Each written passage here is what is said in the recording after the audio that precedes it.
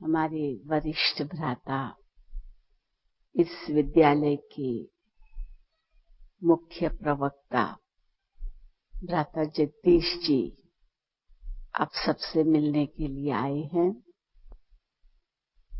आपने इनके लिखे हुए पुस्तक किताबें जो इस साहित्य विभाग में, हमारे साहित्य विभाग में उपलब्ध है, वो पढ़ी भी होगी और अनेक गूढ़ रहस्यों की जानकारी प्राप्त की होगी जो शिव परमात्मा ने हम आत्माओं को पिता श्री ब्रह्मा बाबा के माध्यम से दी है।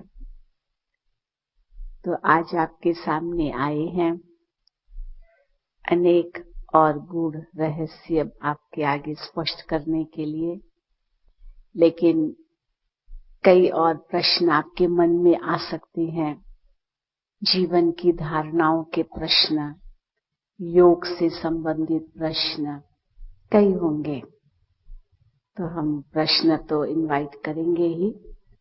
पहले हम जगदीश भाई जी से कुछ इनके अनुभव की बातें सुनेंगे और तब तक थोड़े से अगर प्रश्न मिल जाए तो फिर प्रश्न उत्तर भी रखें।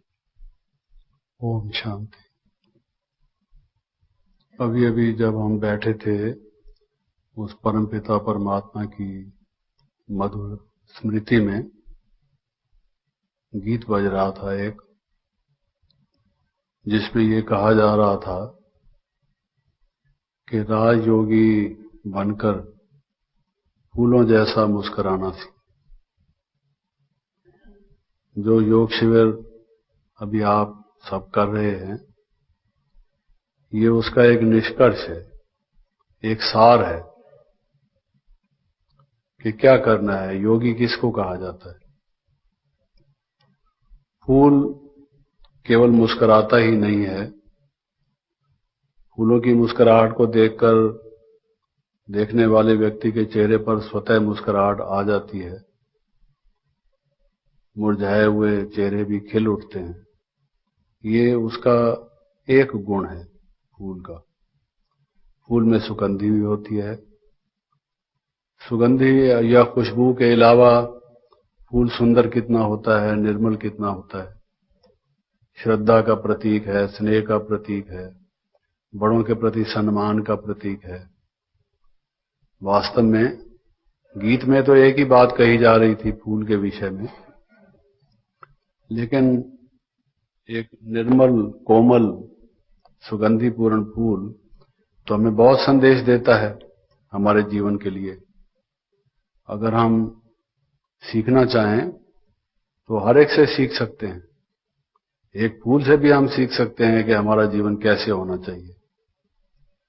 तो राजयोगी अगर हम बनते हैं तो उसका हमारे जीवन में एक प्रभाव ये होना चाहिए, हमारे जीवन के तरीके में ये अंतर आ जाना चाहिए कि हम ना तो लोगों से नाराज हों, ना ज्यादा कहा सुनी करें, ना हमारी कोई उनसे लड़ाई झगड़ा या अनबन हो।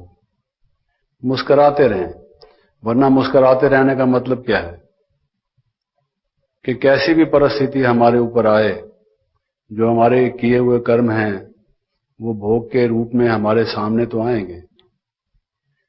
जन्म जन्मांतर हम अज्ञानतावश, भूल चूकवश जो कुछ करते आए, उसका फल जब परिपक्व होगा तो हमारे सामने किसी न किसी रूप में आएगा।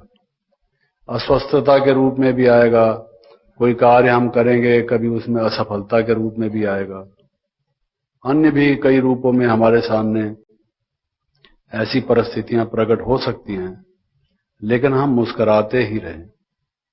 हर एक व्यक्ति चाहता है मुस्कुराना और कोई कठिन नहीं है मुस्कुराना, लेकिन जब कोई विकट परिस्थिति आती है, मुश्किल समस्या सामने आती है, कोई हमारी निंदा करता है, कोई हम कहीं पर कुछ विशेष पुरुषार्थ करके किसी कार्य को किसी सिरे लगाना चाहते हैं, वहां अगर हम असफल हो जाते हैं, तब व्यक्ति मुरझा जाता है। मुस्कुराने की बजाय उसका मन दुखित हो जाता है। नहीं, मुस्कुराने का मतलब यह है क्या भी हो।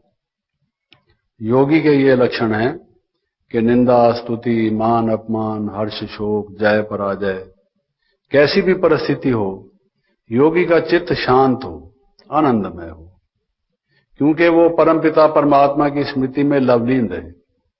उसको मालूम है कि ये संसार में उतार चढ़ाव आएंगे, जीत हार होगी, ये खेल है। खेल में कभी एक पार्टी जीतती है, कभी दूसरी जीतती है। खेल तो खेल ही है। खेल हमेशा खुशी के लिए खेला जाता है। खेल में अगर हम हार गए तो उसमें रोने की क्या बात है, फिर तो खेलने का फायदा ही नहीं है। We should have the spirit of sports persons, we should play in the spirit of the game. खेलते हैं हम तो खेलने के भाव से खेलना चाहिए। ये संसार भी एक क्रीड़ा स्थल है, एक खेल का मैदान है, खेल है जीवन एक। जैसा भी आप उसको समझना चाहें, ये तो व्यक्ति के दृष्टिकोण पर अंतर पड़ जाता है। लेकिन योगी का दृष्टिकोण ये है कि वो परमात्मा की याद के झूले में झूलता रहता है।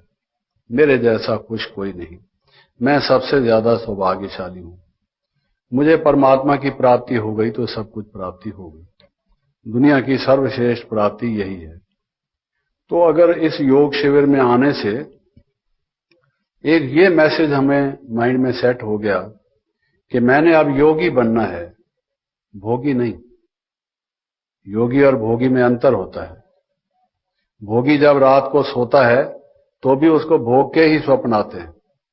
वो बताते हैं कि भाई एक व्यक्ति बिजनेस करता था कपड़े का और रात को सोया पड़ा था, तो रात को स्वप्न में क्या देखता है कि कोई ग्राहक आया है। सारा दिन ग्राहक की बात सोचता था। सुबह जल्दी से जाके दुकान खोलना, शायद कोई ग्राहक फंस जाए। रात को भी देर तक बैठे रहना, किसी भूले भटके को कफन की ही शायद जरूरत पड़ जाए, कोई आ जाए। दुकान खुली रखता था। घर वाले बैठे हैं इंतजार में भोजन की, पिताजी आए या पति महोदय आए तो भोजन करेंगे, उनको भोजन की भी सुध बुध नहीं, घर की भी परवाह नहीं, कपड़ा बिकना चाहिए। मेंटेलिटी है। जीवन में सिर्फ पैसा ही एक चीज नहीं है, परिवार भी कोई चीज है, दूसरे कर्तव्य भी कोई चीज है। कई लोग बैलेंस नहीं रखते, सिर्फ धन को ही वो 99 के ही चक्कर में पड़े रहते हैं। तो पड़ा हुआ ऐसा ही व्यक्ति था। वो रात को सोया पड़ा था और रात को स्वप्न में क्या देखता है कि एक ग्राहक आया और वो कहता है कि लाला जी, ये कपड़े दिखाए उसने बिजनेसमैन ने, जैसे कपड़े वाले दिखाते हैं थान दिखा दिखा के। उसने देख के कहा कि ये दे दीजिए, इतने मीटर ये कपड़ा दे दीजिए। तो ना तो दुकान थी ना कपड़ा था, वो तो सिर्फ एक स्वप्न था। कपड़ा तो जो चादर उसने ओढ़ रखी थी वही था। उसने वो लेके फाड़ना शुरू कर दिया, क्योंकि कपड़ा दे के, इतने मीटर कपड़ा दे के फाड़ा जाता है ना सारे थान में से। उसको फाड़ने लगा। वो लल्लू लाल उसका नाम था। लल्लू लाल जो है वो कपड़ा फाड़ने लगा। पास में उसकी माताजी लेटी हुई थी एक चारपाई पर। उसने कहा, अरे लल्लू क्या करता है, चादर फाड़ रहा है। तो आधा सोया हुआ आधा जागता हुआ मां को कहता है, मां देख अब मेरा ग्राहक आया है, तू मेरे काम में दखल मत दिया कर। मां की आवाज भी सुन रहा है, लेकिन साथ साथ उसको ये कह रहा है कि ग्राहक आया हुआ है, मेरी गाहकी में खलल मत डाल। तो जिसको सोए हुए भी यही ख्याल है, जागते हुए भी यही ख्याल है, दोस्तों से बैठता है तो भी यही देखता है। कोई आदमी उससे बात करने आता है तो देखता है उसके कुर्ते का कपड़ा कैसा है, उसकी पैंट का कपड़ा कैसा है, क्यों जी ये कितने में लिया था, यही बात करता है, दूसरा कुछ करता ही नहीं है। तो ये जो मनुष्य अपना सारी जीवन इसी काम में एक कोल्हू के बैल की तरह से लगा देता है, नहीं, जीवन में हमारे कुछ कर्तव्य हैं, हमने कमाना भी है। अपने घर की गृहस्थी की जो हमने रची है उसकी पालना भी करनी है। कौन करेगा, ये हमने किया है तो अब हमें ही निभाना पड़ेगा। उसके लिए वक्त से कार्य भी करो। Work wise you work, play wise you play. जिस टाइम काम करने का है काम करो, जिस टाइम कुछ और करने का है और करो। तो योगी बनने का लक्ष्य ये है कि कार्य करते हुए भी कर्म योगी बनो, उस परमात्मा की स्मृति में रहो। ये हो सकता है अभी कोई व्यक्ति यहां बैठा है, अगर उसको अपने लौकिक घर की याद आए, अपने बेडरूम की, किचन की या कहीं की भी, तो उसके लिए कोई टिकट लेके कोई किसी ट्रेन विशेष से वहां थोड़ी पहुंचना पड़ता है। मन का संकल्प तो एक सेकंड के भी कुछ हिस्से में वहां पहुंच जाता है, उसका चित्र उसके मन में आ जाता है, कोई डिफिकल्ट नहीं है। तो हम योग को भी सहज कहते हैं, ये सहज योग है, इसमें कोई हट की आवश्यकता नहीं, कोई अपने ऊपर कोई दबाव डालने की जरूरत नहीं है, मन को कोई मारने की जरूरत नहीं है, संवारने की जरूरत है। अगर हम केवल मन में उस परमात्मा का स्वरूप और उससे हमें प्यार है, परमात्मा से, वो हमारा माता है, पिता है, सखा है, स्वामी है, हमारे आत्मा के सब संबंध उसी से हैं। बाकी शरीर के संबंध है, शरीर के माता पिता भी हैं। ऐसा नहीं कि शरीर के माता पिता को छोड़ दो या उनका अदब ना करो, उनका कार्य उनसे करो, लेकिन जो उनके भी माता पिता हैं, सारे ही जगत के माता पिता एक परमात्मा हैं, उनके प्रति हमारा क्या कर्तव्य होता है, उनसे हमारा क्या नाता है, वो भी हमें समझने की जरूरत है। तो योगी बनना है हमको। मन की योग किसको कहते हैं? लगन में मगन होना। सिंपल सी बात है, लगन में मगन होना। उस परमात्मा से हमारी लगन लग जाए और उसमें हम मगन होना जान लें, सीख लें, समझ लें, वो कला हमको आ जाए, इसी का नाम योग है। तो फिर हमारे लिए मुस्कुराना सहज हो जाएगा हर एक परिस्थिति में, क्या भी कठिनाई हमारे जीवन में आए। ये कोई कम अचीवमेंट थोड़ी है कि जीवन में हमारी कितनी भी परिस्थितियां आए और उसमें हम हमेशा खुश रहें, मौज में रहें। It's a great achievement. कितने लोग हैं जिनको टेंशन है लाइफ में, और टेंशन के कारण से कई रोग हैं, हृदय रोग हैं, ब्लड प्रेशर के रोग हैं, आर्थराइटिस पेन है, कितने प्रकार के कठिनाइयां हैं। घर बेचारे बजाय इसके कि स्वर्ग बने नरक बने पड़े हैं, आपस में कितनी कहासुनी होती है। तो ये सब बदल सकता है अगर हमारा ये दृष्टिकोण बदल जाए कि ये एक विश्व परिवार है, हम तो उस परिवार के सदस्य हैं, हमने सबसे प्यार करना है। हम अपने कटु वचन क्यों बोलें, हम किसी को दुख क्यों दें? क्योंकि अगर हम दुख देंगे तो जरूर दुख पाएंगे, ये समझ लो। कर्मों का हिसाब किताब है, जैसे बोएंगे वैसे काटेंगे। गेहूं बोओगे तो उससे चना पैदा नहीं होगा, उससे गेहूं पैदा होगा। और कोई भी चीज जैसी आप कर्म करेंगे, खेती है ये संसार, कर्म की क्षेत्र है ये, तो वो करनी भरनी का जो हिसाब किताब है वो हमारे सामने आएगा। सिंपल बात है। इसमें कोई हमें गेरुए कपड़े पहनकर और कोई जंगल में जाने की बात नहीं है, जैसे आपको बताया भी गया होगा। एक मनोपरिवर्तन की आवश्यकता है। तो इस योग शिविर में आने के बाद अगर आपका ये दृढ़ संकल्प हो गया, आपने ये प्रण कर लिया, हे प्रभु, हे परमपिता परमात्मा, मैं आपका एक बच्चा हूं, जो अज्ञानता में, भूल चूक में पहले मुझसे जो कभी हो गया सो हो गया, लेकिन आज से मैं आपके साथ ये अपने मन से सोच समझकर, हृदय से, सच्चे मन से ये प्रण करता हूं, प्रतिज्ञा करता हूं, व्रत लेता हूं कि मैं किसी को दुख नहीं दूंगा, कष्ट नहीं दूंगा, सेवा करूंगा, नम्रता से बोलूंगा, मीठा बोलूंगा, पाप कर्म नहीं करूंगा। ये तो समझ की बात है, इसी को ही समझ कहा जाता है। खाओ पियो रहो आराम से, कोई मना नहीं, दुनिया हमारे लिए है, फाका मस्ती करने की जरूरत नहीं है, सब चीज का जैसे सेवन होना चाहिए। ऐसा नहीं कि भाई कर्मेंद्रियों के गुलाम हो जाए हम, वो भी हमको नहीं करना है, लेकिन ठीक तरह से हम रहें। परमात्मा हमारा पिता है, ये संसार हमारा है, हमारे ही लिए प्रयोग के लिए बना हुआ है, लेकिन उसका प्रयोग भी अगर हम गलत तरीके से करेंगे, दुरुपयोग करेंगे, तो उसकी भी हानि होगी। खाना है, खाना हमारे लिए है, ना कि हम खाने के लिए हैं। अधिक खाएंगे तो हमें अपाचन होगा, हमें ही पेट का दर्द होगा, हमें तकलीफ होगी। तो सब चीज को बैलेंस करके योगी का भाव यही है कि जो जितेंद्रिय हो, जिसकी इंद्रियां अपने वश में हो, जो करना चाहे ठीक सोच समझ के करे। और सबसे बड़ी बात जो है मनुष्य की सद्बुद्धि, कि बुद्धि ठीक हो। जिसकी बुद्धि भ्रष्ट हो गई, उल्टे काम करना शुरू कर देगा और उल्टे काम शुरू करके अपने को विनाश की तरफ ले जाएगा। ये उसकी एक लक्षण है उस व्यक्ति का जिसकी बुद्धि भ्रष्ट हो। और सबसे बड़ा लाभ यही होता है योग का कि जब हम अपनी बुद्धि उस परमात्मा में लगाते हैं तो परमात्मा हमारी बुद्धि को परिवर्तित करता है, हमें सद्बुद्धि देता है, अच्छे विचार देता है। और अच्छे विचार से सर्वोत्तम चीज और क्या हो सकती है? ये जो कुछ भी संसार में हमने बना रखा है, विचारों से ही तो बना रखा है। तो संक्षेप में मैं ये कहूंगा कि ये मैसेज हमें अगर ठीक तरह से हमने समझ लिया, आवर विजिट इज सक्सेसफुल, तो हमारा यहाँ आना जो है ये सकारात्मक हो गया, सफल हो गया। आगे तो इसको हमने आगे बढ़ाना है। बाकी कुछ प्रश्न आए हैं बहन जी के पास, वो जो कहेंगे उसका उत्तर जहां तक हो सकता है मैं देने की कोशिश करूंगा। कुछ प्रश्न आए हैं। आज दादी जी ने क्लास कराया जिसमें अभी जब दादी जी सबसे मिले तो दादी जी ने विशेष जोर दिया काम और क्रोध विकारों पर जीत प्राप्त करने के लिए। तो कुछ एक ने पूछा है कैसे प्राप्त करें इन पर जीत। किसी ने पूछा है कि आजकल तो ये कहा जाता है कि ये सब नेचुरल है, तो जबकि नेचुरल है तो जीत प्राप्त करने की क्या कौन सी बात है।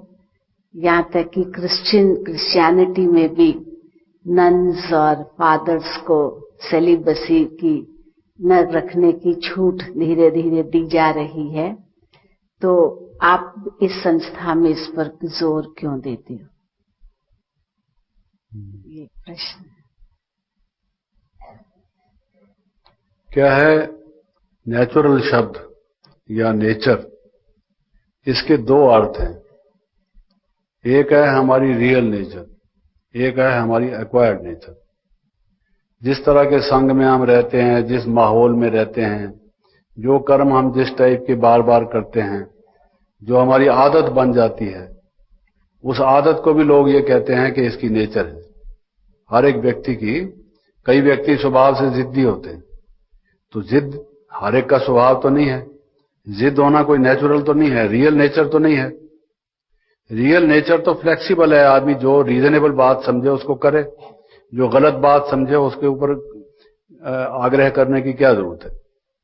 लेकिन कुछ लोग किन्हीं परिस्थितियों में, किसी कुसंग में, कई कारणों से जिद्दी बन जाते हैं। बचपन से मान लो किसी बात पर हट कर बैठे, माँ बाप मानते चले गए, उसके लाड कोड को, लाड प्यार के बात रखने के लिए उसकी जायज नाजायज हर बात में चलते गए। डॉक्टर कहता है इसको आइसक्रीम मत खिलाना, इसका गला खराब है।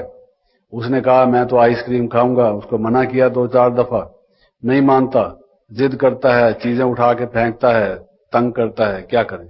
अच्छा भाई इसको खिला दो। जिस चीज की जिद करता है आखिर हम सरेंडर करके उसको करते जाएं, उसकी बात मानते चले जाएं, वो जिद्दी हो जाता है। वो समझता है कि अगर मैं अपने बात पर अड़ा रहूंगा आखिर ये लोग हथियार डाल के मेरी बात मानेंगे। तो उसको जो पहले से सक्सेस मिलती चली आई, अभ्यास होता आया, वो जिद्दी बन जाता है। अब कोई आदमी कोई कहता है कि जरा ये गलत काम कर रहा है, आपकी बात मानेगा, आप इसको जरा समझा दो, तो आप कहते हैं नहीं भाई ये हमारी भी नहीं मानेगा। क्यों नहीं मानेगा? आप तो बड़े हैं इससे। तो वो कहता है ये जिद्दी है, इसकी ये नेचर से ही जिद्दी है। तो ऐसा नहीं कि नेचर हर एक इंसान की जिद की होती है, लेकिन इस व्यक्ति की जो आदत है वो जिद की हो गई है कई कारणों से। तो जिसको आप नेचुरल कहते हैं, ये नहीं है जरूरी कि वो हमारी रियल नेचर हो, वो हमारी परवर्टेड हैबिट हो, हमारी अपने असली स्वभाव में बिगाड़ आ गया हो, ऐसा भी होता है। तो ये क्रोध कोई नेचुरल नहीं है। लेकिन क्या है, अब छोटा बच्चा है घर में, अब वो देखता है कि हमारे माताजी ने खाना थोड़ा देर से बनाया और पिताजी ने क्या कहा उसको कि भाई तो रोज खाना लेट बनाती है, मैं ऑफिस में लेट पहुंचता हूं, मैं नहीं खाता खाना, जा रहा हूं मैं। क्या मजाक बना रखा है, हम सारा दिन काम करते हैं और यहाँ खाना भी ठीक टाइम पर नहीं बनता, इत्यादि इत्यादि। गुस्सा करके वो हावी होने की कोशिश करता है। तो बच्चा देखता है ये क्रोध कर रहे हैं, और दूसरे दिन जो माँ है वो जरा टाइम से बनाती है, तो वो समझता है ऐसे अगर बोला जाए किसी को तो दूसरा व्यक्ति बात मान जाता है, झुक जाता है, तो वो भी रोक करने लगता है, देती है कि नहीं देती खाना, छड़ी उठा के माँ को भी दिखाने लगता है। सीख लेता है, घर के गलत माहौल में ये चीज सीख लिया।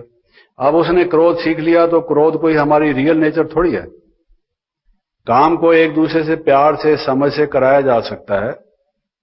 ये तो अपना टेम्पर लूज करना, मनुष्य के मस्तिष्क का तवाजन, उसके माइंड का बैलेंस अगर हम वो गंवा बैठे तो आप उसको नेचुरल कहेंगे। गुस्से में तो आदमी वो कहते हैं आधा अंधा होता है, जो मर्जी करता है, तोड़ फोड़ करता है, जो बोलना हो गलत भी बोल देता है। तो गुस्सा तो अच्छी चीज नहीं है। तो इसलिए जो कोई व्यक्ति कहता है कि काम, क्रोध, लोभ वगैरह ये कोई रियल नेचर है, इसके बिना संसार नहीं चल सकता, उसी का ही तो परिणाम है कि कलयुग है ये। आज आप देखिए हमारे देखते देखते जमाना कितना बदला है। जब हम छोटे बच्चे थे, हमने बुजुर्गों के मुख से कहते हुए सुना, किसी ने उनको कोई रिश्वत देने की अगर कोशिश की तो वो ये कहते थे, देखो भाई मैं बाल बच्चेदार आदमी हूं, मैं घर में ये ऐसा बेईमानी का पैसा नहीं ले जाऊंगा, मेरे बच्चे तो खराब हो जाएंगे।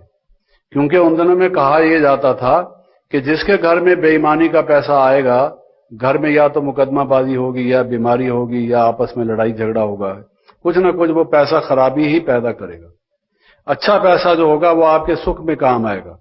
अगर आप मान लीजिए 1 लाख रुपया कमाते हैं एक साल में, उसमें से अगर आपने 50,000 ठीक तरह से कमाया है, 50,000 जिसको ऊपर की कमाई कहते हैं, जैसे ऊपर वाला कोई देता हो, नाम भी लोगों ने गलत रखे हुए हैं कि जी इसकी इतनी तो तनख्वाह है, इतना ऊपर से आ जाता है, ऊपर से कोई छप्पड़ फाड़ के भगवान भेज रहा है, लेता टेबल के नीचे से। आजकल टेबल के ऊपर से भी लेते हैं साफ साफ, लेकिन कहते क्या हैं कि ये ऊपर से ऊपर की कमाई है उसकी। जब कभी किसी से कोई नाता जोड़ना हो, कुछ कहे भाई इसकी कितनी तनख्वाह है, कहते हैं इतनी तो इसकी वेतन है और इतनी इसकी ऊपर की कमाई है।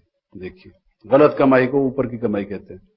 जैसे हिस्ट्री पढ़ाते हैं तो कहते हैं सिकंदर महान, अलेक्जेंडर द ग्रेट, जिसने इतने देशों में जाके अपने देश को छोड़ के कितने देशों में जाके झगड़े किए, मारकाट की और ये सब किया, उसको कहते हैं सिकंदर महान, अलेक्जेंडर द ग्रेट। तो ये जो संसार की रीत है दूसरे को, और उसको कहते हैं ये बड़ा वीर है, ये बड़ा योद्धा है, जो दूसरों को मारे, जान से मार डाले, वो बड़ा वीर है। तो कुछ ऐसे अच्छे लेबल लगाने से हमने बुराई को भी कुछ अच्छे नाम देकर अच्छा मर्तबा दे दिया, अच्छी position they the. It just like that. तो वो मैं बता रहा था कि उस टाइम बुजुर्ग ये कहते थे कि ना भाई हम ये गलत कमाई, हम ये खराब कमाई घर में नहीं ले आएंगे। और आज हम देखते हैं वही लोग ये उसी आर्गुमेंट को दूसरे तरह से पेश करते हैं कि साहब हम बाल बच्चेदार आदमी हैं, तनख्वाह से कैसे गुजारा होगा, अगर हमको ये इधर उधर से मिलेगा नहीं, हमारे बच्चे मेडिकल साइंस पढ़ेंगे, विलायत में भेजेंगे, इनको विदेश में भेजेंगे, इनको ऊंची पढ़ाई पढ़ानी है हमने, और आखिर इनको अच्छे घर में हमने ब्याना है, इनको अच्छा घर मिलेगा कहां से? जब तक घर में कारें नहीं होंगी, सर्वेंट्स नहीं होंगे, बंगले नहीं होंगे, और ये किसी कॉन्वेंट स्कूल में पढ़ के इंग्लिश फटाफट बोलते नहीं होंगे, और विदेश रिटर्न का इनको लेबल नहीं लगा होगा, तो ये हम कैसे इनका डिस्पोजल करेंगे? आप इस बात को इस ढंग से, पहले भी यही कहते थे हम बाल बच्चेदार आदमी हैं, अब भी बाल बच्चेदार आदमी हैं। पहले कहते थे कि हम खराब कमाई नहीं लाएंगे, और अब कहते हैं नहीं लाएंगे तो गुजारा कैसे होगा? द रिवर्स आप देखिए। तो जमाना इसी को बदलना कहते हैं, सतयुग से कलयुग इसी को आना कहते हैं। कहते हैं भाई जो सतयुग था उसमें व्यक्ति कहता था एक ही बात को, जो आज भी कहता है, लेकिन वो बदल गया है। पहले कहता था कि साहब क्या बात है, किसी ने कहा मैं ये ले सकता हूं, तो कहता है क्या बात है, आपका तो आपका है ही, मेरा भी आपका है, क्यों नहीं, आप और हम कोई अलग थोड़ी हैं। तो भाई आपका आपका है, मेरा भी आपका है, इसका नाम है सतयुग का। भाई उदार चित्त, जनरेसिटी, भेदभाव किस बात का, ये हम सब एक हैं, ले जाओ इसको, कोई बात नहीं। तो सतयुग त्रेता युग का ये लक्षण था। और द्वापर युग में कहते हैं उन्होंने कहा भाई देखो लेट अस डू जस्टिस, न्याय करो, तुम्हारी चीज तुम्हारी है, मैं हाथ नहीं लगाऊंगा, ये मैं ऐसा बेईमान नहीं हूं कि तुम्हारी चीज खाऊंगा, मैं बिल्कुल इंसाफ पसंद व्यक्ति हूं, आपकी चीज आपकी है, मेरी चीज मेरी है, मेरी को आप हाथ मत लगाओ, आपकी मैं नहीं हाथ लगाता। वो जो पहले था ना कि मेरी भी आपकी है, वो तो खत्म हो गया, लेकिन इतना कम से कम फिर भी रहा कि मेरी मेरी है, आपकी आपकी।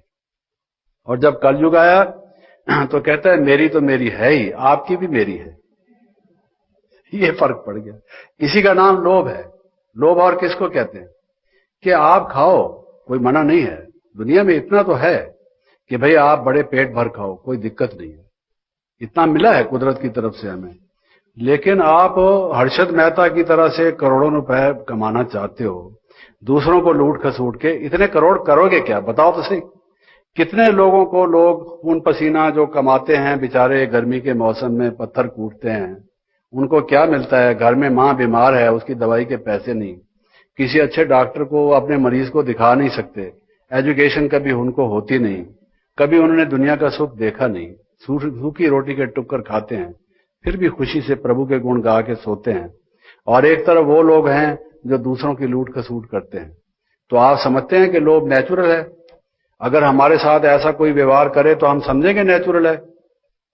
कितने बंधुआ मजदूर लोगों ने बॉन्डेड लेबर रखे हुए हैं, वो बेचारे कर्ज लेते हैं, घर में बीमार पड़ा है कोई कर्ज ले लेते हैं, वो सारी उम्र कर्ज चुका ही नहीं सकते और वो वहां से जा ही नहीं सकते, भाग नहीं सकते।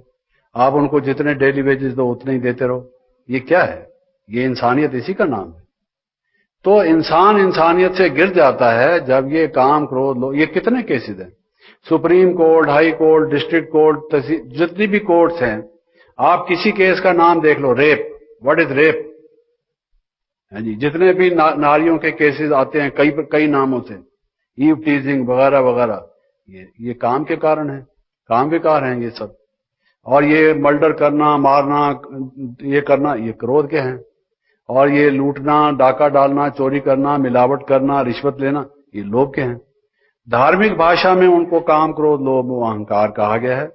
और वकीलों की भाषा में जो इंडियन पिनल कोड बना हुआ है, जो कोर्ट में केसेस होते हैं, उसके नाम उन्होंने रखा हुआ है। भाई ये मर्डर इसको कह दिया, ये मर्डर करता है। मर्डर बिना क्रोध के थोड़ी करेगा, क्रोध करेगा और घृणा करेगा, बदला की भावना आएगी। उसको धार्मिक व्यक्ति कह रहा है भी क्रोध मत करो और दुश्मनी मत निकालो, घृणा मत करो, प्यार से रहो, भाईचारे से रहो, जियो और जीने दो। इसको इंसानियत कहते हैं। और अगर कोई कहे काम, क्रोध, लोभ, मोह, अहंकार ये नेचुरल हैं, तो दुनिया की हालत क्या होगी? पहले ही डार्विन ने कह दिया कि इंसान के पूर्वज बंदर थे और इंसान ने बंदर बनना शुरू कर दिया। वह सर्वाइवल ऑफ द फिटेस्ट। लोगों ने एटम बम, हाइड्रोजन बम तक बना दिए। पहले लड़ाई होती थी, अलग मैदानों में जाकर लड़ाई होती थी, पब्लिक को कुछ नहीं करते थे। जो मिलिट्री में भर्ती होते थे, सिपाहियों से, फौजियों से लड़ते थे। और अब तो चाहे कहीं भी बम डाल दो, सारी खलकत चाहे लाखों की तादाद में भी मर जाए, तो उसकी कोई बात नहीं। तो ये हालत आके पहुंची है। तो अगर आप ये समझते हैं, कोई भी समझता है कि काम, क्रोध, लोभ, अहंकार नेचुरल हैं, गीता में जो कहा हुआ है कि कामाद क्रोधो बुझायते क्रोधाद भवति सम्मोह, कैसे काम से क्रोध पैदा होता है, क्रोध से मनुष्य की बुद्धि भ्रष्ट हो जाती है, मोहवश अपने देह के अपने अटैचमेंट से। ये क्या हालत होती है? ये नरक के द्वार हैं, काम, क्रोध, लोभ, ये नरक के द्वार हैं। लेकिन अफसोस ये है कि उस नरक के द्वार में से मनुष्य जाता है, दूसरे दिन फिर सुबह उठाता है गीता खोली, फूल चढ़ाए, नहा धो के बैठे और भगवान ने कहा, हे अर्जुन, काम, क्रोध, लोभ वो नरक के द्वार हैं। चलो ठीक है। और पढ़ के उसको रख दिया और कहा कि गीता कितनी अच्छी है, पढ़ने से मन को शांति मिलती है। भगवान ने ठीक ही तो कहा है। फिर रात को काम विकार के द्वार में से गुजरे, सारा दिन क्रोध और लोभ के द्वार में से गुजरे, दूसरे दिन नहा धो के फिर खोली गीता और फिर पढ़ा। भगवान ने कहा, हे अर्जुन, काम, क्रोध, लोभ नरक के द्वार हैं। क्यों? क्योंकि भगवान ने अर्जुन को कहा, हमको थोड़ी कहा। भगवान ने तो अर्जुन को कहा, हमको कहां कहा। So what? फिर जाएंगे मंदिर में, विषय विकार मिटाओ पाप हरो देवा। भगवान ने ठेका ले रखा है पाप हरने का और हमने ठेका ले रखा है पाप करने का। बताइए, देखें दोनों में से कौन जीतता है? What is this? कर हम रहे हैं, हम छोड़ेंगे नहीं तो कैसे छूटेगा? आगे सोचिए। इसलिए अब ये चीज सोचकर कि हमने ये छोड़ना है, परमात्मा हमें पुकार रहा है कि मेरे बच्चे, मुझे तो कहते हो तू पतित पावन है और मैं पावन बनाना चाहता हूं, और फिर खुद पतित बनते हो। और केवल बनते ही नहीं, जस्टिफाई करते हो, रैशनलाइज करते हो कि पतित होना तो लाजमी है, नेचुरल है। मेरे से भी आर्गुमेंट करते हो, इतने आर्गुमेंट करने वाले वकील बन गए हो। देखिए, धर्मराज से भी आर्गुमेंट करते हो कि ऐसा है। यही नरक बनता है इन विकारों से। इन विकारों को छोड़ने से स्वर्ग बनता है। जिन देवी देवताओं की पूजा करते हो, लक्ष्मी नारायण के मंदिर में जाते हो, अगर वो भी कामी क्रोधी थे, हम भी कामी क्रोधी हैं, तो क्यों पूजा करते हो उनकी? फर्क क्या है? फर्क जरूर ये है, उनको देवी देवता कहते हो, उनमें दिव्य गुण थे। दिव्य गुण किसको कहा जाता है? ब्रह्मचर्य एक दिव्य गुण है। और शीतलता, मन की निर्मलता, किसी से नम्रता से बोलना, मिठास से बोलना, प्यार से बोलना, ये दिव्य गुण है। क्रोध करना ये तो आसुरी गुण है। अगर ये दोनों एक ही बराबर हो या यही नेचर हो तो ये क्यों बने हुए मंदिर? पूजा हम करते हैं, लेकिन पूजा करने जिनकी करते हैं उनके गुण हम धारण नहीं करते कि ये हमारे बड़े बुजुर्ग हैं। त्वमेव माता च पिता त्वमेव बंधु च सखा त्वमेव विद्या द्रविणम त्वमेव सर्वम मम देव देव। अब ये प्रभु की महिमा की हमने। तुम हमारे माता पिता हो। अच्छा, हमारे माता पिता परमात्मा हैं। वो कैसे हैं? वो तो परम पवित्र हैं, वो तो पतित पावन हैं, वो तो अजामिलों का, गणिकाओं का भी उद्धार करने वाले हैं। हे प्रभु, हमारा भी उद्धार करो। तो परमात्मा जो पिता हैं आपके, उनकी ये महिमा है। और आप पिदरम सुल्तान बूद, बाप मेरा सुल्तान था। लखनऊ में जाओ, खुद आदमी टांगा चलाता है और कहता है नवाब शुजाउद्दौला हुआ करते थे, यहां से जाते थे, अशरफियां लूटा करती थी, वो हमारे चाचे के चाचे के चाचे के चाचे हुआ करते थे। तो आप क्या कर रहे हो? अगर किसी का बाप मजिस्ट्रेट है और लड़का उसके सामने पेश किया जाता है कि साहब इसने मर्डर किया है, कितनी शर्म की बात है। हमारा पिता परमात्मा इतना पवित्र है और हम लड़के, हम उसके बच्चे, पुत्र पुत्रियां, हमारे क्या लक्षण है? कहते हैं भाई सन शोज फादर। बच्चे का तो ऐसा होना चाहिए, कहते हैं ये फलां का बेटा है। हाँ जी, फलां का बेटा है। तो ये समझते हैं कि इसका बाप इतना अच्छा है, ये लड़का भी अच्छा ही होगा। तो कैसा होना चाहिए हमको? तो ये अब हमारी समझ में आना चाहिए कि नहीं करेंगे, नहीं करेंगे, नहीं करेंगे। बुरे कर्म जो हैं हम नहीं करेंगे। आज से हमने ये सीख लिया, क्योंकि बुराई का फल बुरा है, अंत बुरे का बुरा। आज हो सकता है आपको बुराई का फल बुरा ना दिखाई दे। पैसा कमाने वाला कमाता जाए, बंगले बनाता जाए, कारें रखता जाए, एक दिन मरेगा। एक दिन आदमी सीढ़ी पर चढ़ता गया और आपको लगा है ये तो बहुत चढ़ता गया, मैं तो अभी तक नीचे खड़ा हूं, और ऊपर की सीढ़ी का कदमचा टूटा और वो गिरा नीचे, हड्डी पसली खत्म। हर्षित मेहता का क्या हुआ? इतनी मेहनत तो कमाने में की, धोखाबाजी में की, उसके क्रुकेडनेस से थिंकिंग की करने के बाद सारी इज्जत क्या हुई? आप बताइए। बुराई का अंत बुरा है, भलाई का अंत भला है। ये सोचकर जीवन में चलो, ये हमारा लक्ष्य। दूसरा क्वेश्चन, किसी ने इंग्लिश में प्रश्न किया है, we know that dynamism is life. No, dynamism, dynamic होना। We know that dynamism is life. Then what is the role of peace in it? Peace. Do we mean some stoppage of life processes for some time or something else? What is the clear meaning of peace in dynamism? ये piece यानी शांति और dynamism यानी क्रियाशीलता, किसी कार्य में तत्परता, पुरुषार्थ में प्रवीणता। ये कोई परस्पर विरोधी गुण नहीं है, बल्कि सहायक है। ऐसा नहीं है कि जो व्यक्ति शांत हो वो क्रियाशील नहीं होता, बल्कि वो क्रिएटिव वर्क करता है, वो ऐसा कार्य करता है जिससे भला हो संसार का। और जो पीसलेस होकर कार्य करता है, कार्य वो भी करता है, लेकिन उस कार्य से रिजल्ट क्या होता है?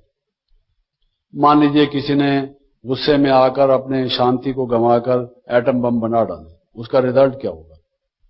जो पीसफुल व्यक्ति होगा वो एटॉमिक एनर्जी को, उस पावर को अपने वश में करके उससे लाइट पैदा करेगा, उससे कारखाने चलाएगा, उस एनर्जी से, ऊर्जा से अच्छे काम करने की कोशिश करेगा। इसलिए उसको कहते हैं peaceful usages of the atomic energy. और जो दूसरा किस्म का कार्य करता है, डायनेमिज्म उसमें भी है, क्रियाशीलता उसमें भी है, काम वो भी करता है, लेकिन वो काम क्या करता है? दुनिया को ही तबाह करने का काम करता है।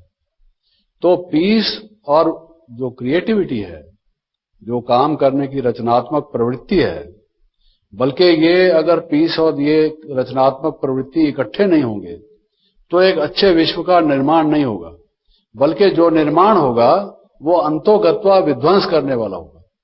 वो जो काम करेगा उसका नुकसान होगा, नतीजा उसका खराब होगा। आप कोई मिसाल दे दीजिए कि कोई चीज किसी ने बनाई लेकिन पीसलेसनेस होकर बनाई, पीसलेस होकर, तो उसका नतीजा कोई अच्छा निकला, ऐसा नहीं होता। अगर उसका कोई बाई प्रोडक्ट किसी ने अच्छे काम में यूज कर लिया तो वो पीसफुल व्यक्ति ने किया होगा। जो पीसलेस व्यक्ति था उसने तो एम ही ये रखा कि इससे नुकसान कैसे हो। अब वही स्टील है या वही लोहा है, लोहे से एक पीसलेस व्यक्ति तलवार बनाएगा और लोहे से एक पीसफुल व्यक्ति जो है एक बाल्टी बनाएगा या कोई ऐसी चीज बनाएगा जो अच्छे काम में इस्तेमाल की जा सके। चीज वही होती है, लेकिन उसके इस्तेमाल करने के तरीके मनुष्य के मनसा पर डिपेंड करते हैं, आधारित होते हैं कि ये व्यक्ति शांत है तो उसकी जो रचना होगी वो भी शांति पहुंचाने वाली होगी, अगर वो अशांत है तो उसकी रचना भी अशांत करने वाली। लेकिन क्रिएटिविटी और activity is life, peace is also life. कोई जो डेड चीज है वो तो पीसलेस या पीस अनुभव ही नहीं कर सकती, अनुभव होता ही चेतन को है जो लाइफ वाला व्यक्ति हो, तो उसके बिना नहीं हो सकता, और लाइफ के बिना तो आदमी क्रिएटिविटी कर ही नहीं सकता। तो ये बल्कि पीसलेसनेस जो है वो हमारी क्रिएटिविटी और लाइफ को इफेक्ट करती है। उदाहरण के तौर से क्रोध है, सबसे पहले तो क्रोध का इफेक्ट मनुष्य पर देख लीजिए, उसके नर्वस सिस्टम पर क्या पड़ता है। योग में कोई व्यक्ति बैठा है, डॉक्टर के पास ईईजी और ईसीजी है, वो किसी के हृदय की गति को देख ले, उसके मस्तिष्क से जो वेव्स निकल रहे हैं, ब्रेन वेव्स जिसको कहते हैं, उसको माप ले, उसके जो टोन है मसल का उसको माप ले, उसके जो और पैरामीटर से अगर उसके शरीर का परीक्षण कर ले, तो जो व्यक्ति शांत होकर कर्म कर रहा है, सबसे पहला यह है कि उसका स्वास्थ्य बना रहेगा, उसका शरीर ठीक रहेगा और उसका मस्तिष्क जो है वो संतुलित होकर कार्य करेगा।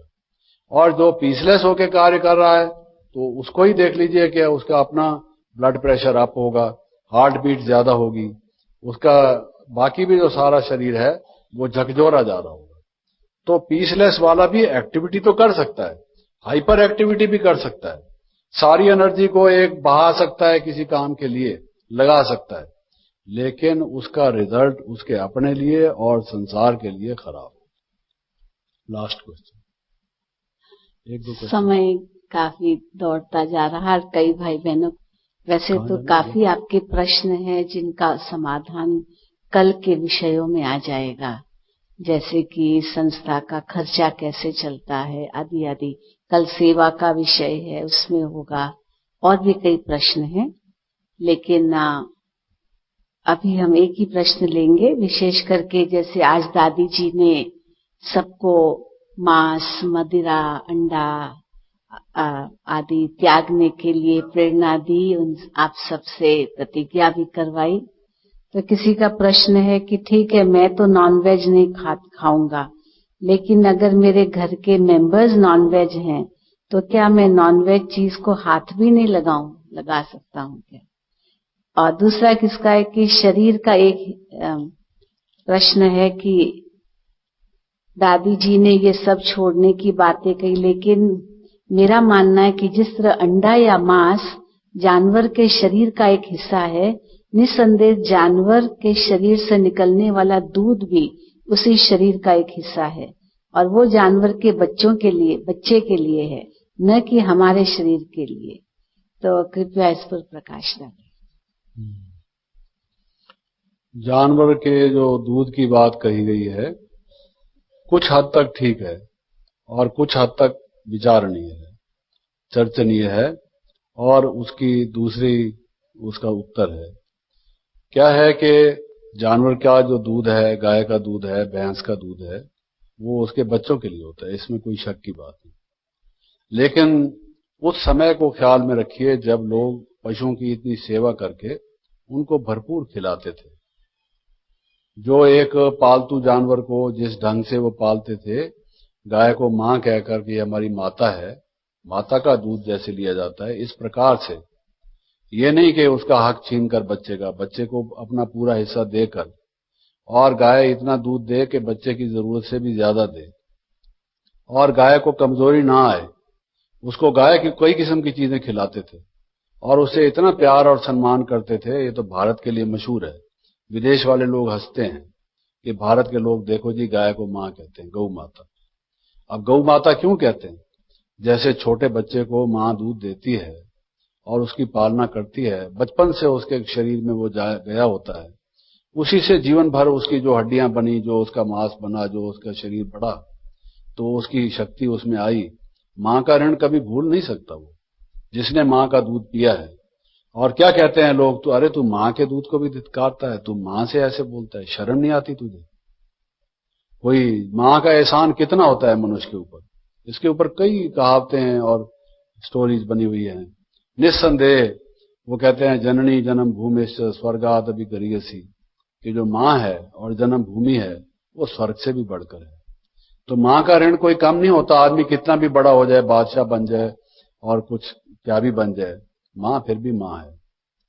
वो कहते हैं जब अकबर घर में आता था तो उसको मां कहती थी, अकबरू तू आ गया? और वो कहती, मां तू मुझे आने से पहले बादशाह सलामत, जहां परवर, अन्नदाता इत्यादि इत्यादि बादशाह अकबर आते हैं, मेरा अनाउंस करते हैं, और मैं घर में आता हूं, तुम मेरे को कम से कम अकबर नाम तो पूरा कह दिया कर। और तू कहती है कि अकबर आ गया, मैं कोई छोटा बच्चा थोड़ी हूं। मां कम से कम ये तो मेरा कुछ तो ख्याल कर, मैं भी आखिर बड़ा हूं। वो कहते हैं इस दुनिया के 3 नाम, परसू, परसा, परसाराम। छोटा बच्चा होता है तो कहते हैं परसू इधर आजा, मां कहती है। थोड़ा बड़ा होता है तो लोग उसको कहने लगते हैं परसू मत कहा कर, इसकी सगाई होने वाली है तो इसका नाम परसा तो कम से कम बुला, परसा इधर आजा। और जब बड़ा होता है तो परसाराम उसको बोलते हैं, बच्चे वाला हो जाता है तो लाला परसाराम बोलते हैं। फर्क पड़ता है, उतना फर्क तो घर में भी पड़ जाता है। और ये बादशाह जहान परवर अकबर साहब हैं और इनको तू अकबरू कहती है, ये तो ठीक नहीं। तो उसने कहा मैं तो तुझे अकबरू कहूंगी, तू मेरा तो वही छोटा लाल है, मैं तो तुझे उसी तरह से देखती हूं। तो क्या बोलता है, कहता है मां मुझे सबसे प्यारा नाम यही लगता है, मैं तो तुझे लाड से कह रहा हूं, तू मुझे इसी नाम से बुलाया कर। दुनिया ने तो मुझे बोर कर दिया है, ये आते हैं वो आते हैं, वो अपनी तरह से जो कहते हैं उनको कहने दे। घर में आकर मेरी जो सारी थकावट दूर होती है तब होती है जब तू मुझे अकबरू कह के बुलाती है। ये मेरा प्यारा नाम है, मेरे बचपन के वो भोले दिन याद मुझे आ जाते हैं। तो मां का तो ये है। तो गऊ को माता कहते लोग, उसको कितना तो प्यार करते। हम लोगों ने खुद बचपन में हमारे घर में गऊएं थी, हमने उनकी सेवा की है, उनको पाला है, और गऊ भी हमको कितना प्यार करती थी। पशु भी उसका रेस्पॉन्स देते हैं। आपके पास कोई पक्षी हो, आप उसको प्यार से पालिए, देखिए वो आपको क्या रेस्पॉन्स देता है। मैं ऑस्ट्रेलिया में था, एक व्यक्ति के पास ठहरा हुआ था, वो योग के एक आश्रम का इंचार्ज था। तो जब हम कभी आते थे लोगों को योग वगैरह सिखाकर, विदेशी ऑस्ट्रेलियन ही था वो, तो उसने एक तोता पाल रखा था, उसको कुछ सिखा भी रखा था। तो तोता उसका, वो भी उसके गुण गाता था। जब हम वहां लौटते, दरवाजा खुला और वो कहेगा, David you have come, David तुम आ गए, उसको बोलता है अंग्रेजी भाषा में, डेविड यू हैव कम। हाँ जी। और 2-4 उसने सेंटेंसेस ऐसे याद कर रखे थे, बड़े प्यार से, ऐसे ऐसे ऐसे, वो अंगुली करेगा, उसको ठुंगा मारेगा, प्यार करता है। आप किसी को भी देख लीजिए, अगर आप प्यार करेंगे तो आप फिर प्यार का रेस्पॉन्स करते हैं। पशु भी ऐसे करते हैं। अभी तक 2 कास्ट हैं, सब कास्ट हैं, एक सपरे और एक नागपाल। ये पंजाब की 2 सब कास्ट हैं, सपरा और नागपाल। हमारे भी क्लास फेलोज कुछ सपरा और नागपाल हुआ करते थे, और वो सांप और नाग की पूजा किया करते थे। अरे हम कहते भाई तुम दूध पिलाते हो सांप को, वो कहते हैं दुग्धपानम भुजंगानाम विषवर्धनम, कि सांप को तुम दूध पिलाते हो, उसकी जहर बढ़ाते हो, और तुम क्या काम करते हो, उससे मजाक किया करते। तो वो ये कहते हैं कि जो सपरे और नागपाल होते हैं उसको सांप काटता नहीं कभी। आज तक हमारे खानदान में ये रिवायत है, कभी किसी ने सांप ने किसी को काटा नहीं। हम कहते थे तो सांप को कहां से पता लगा तुम्हारी सब कास्ट क्या है, तुम नागपाल हो या, हमें नहीं पता था जब तक तुमने बताया नहीं।